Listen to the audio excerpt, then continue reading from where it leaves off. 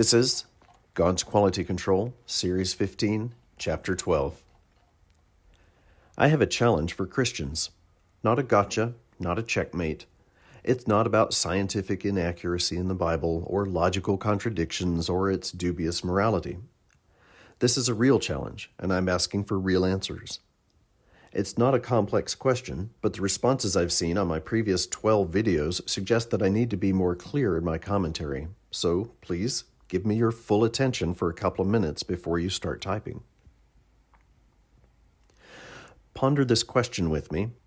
Did Jesus have reasons for the specific details of his various pronouncements, or was it mostly just empty filler? Don't start typing. That's not my challenge. Let's just ponder that question together. Jesus wanted to tell us about his relationship with us, how he feels about us, how we're supposed to feel about him. So he told stories about sheep and shepherds. I've heard many sermons that meditate on the shepherding idea, Jesus leaving the flock in a safe place to come find you, his lost sheep, gently picking you up. Maybe you're injured or stuck in a thicket or too scared to follow him home, hauling you back to safety on his strong shoulders, or if you're unruly, whacking you with his shepherding staff to get you in line. If you've been a Christian for any length of time, you've heard stuff like that too. But Jesus didn't say all that. He made a few remarks about shepherding, and Christians ran with the idea. As well they should. He did say, the kingdom of heaven is like this. But notice that there wouldn't be sermons about Jesus helping you out of a thicket if he had instead told stories about big cats. You would perceive your relationship with God very differently if he had described it in terms of a pride of lions cooperatively hunting for mutual benefit. So let's agree that Jesus deliberately chose sheep over lions for reasons, not randomly, and for intelligible reasons that normal humans would understand in his day and in the future, not reasons so mysterious that we should despair over the possibility of assigning any meaning to them.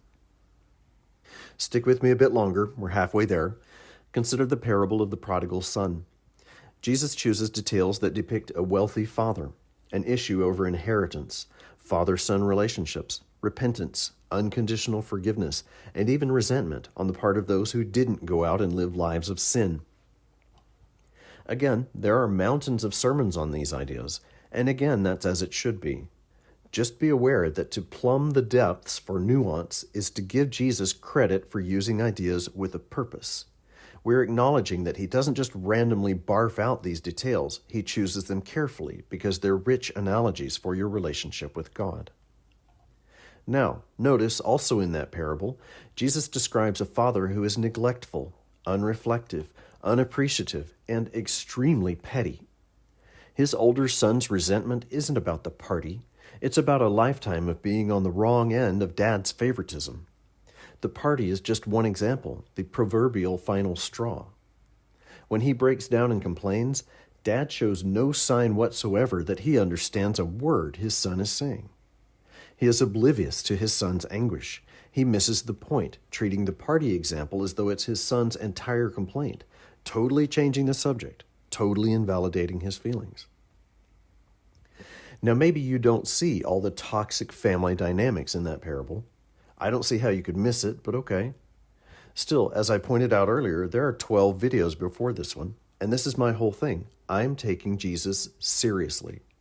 I'm taking his details as deliberately chosen, and I say, you guys are ignoring them. You're not taking him seriously. Why? That's my challenge, but don't answer yet. A couple of people have told me that my problem is one of taking Jesus too literally. That's preposterous. I'm not taking him literally. I'm giving him credit for not being a hack.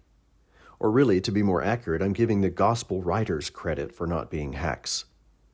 There used to be a saying among fiction writers, something like, if there's a rifle over the mantelpiece in Act 1, someone had better get shot before the end of the story. A good writer doesn't put in filler that you're supposed to ignore. Every word matters, and that's just among humans. If Jesus is all you say he is, then why don't you treat him accordingly? And don't get me wrong, I'm not talking about obedience. I'm not asking why you're not more righteous. I couldn't possibly care less about your secret OF and PH accounts.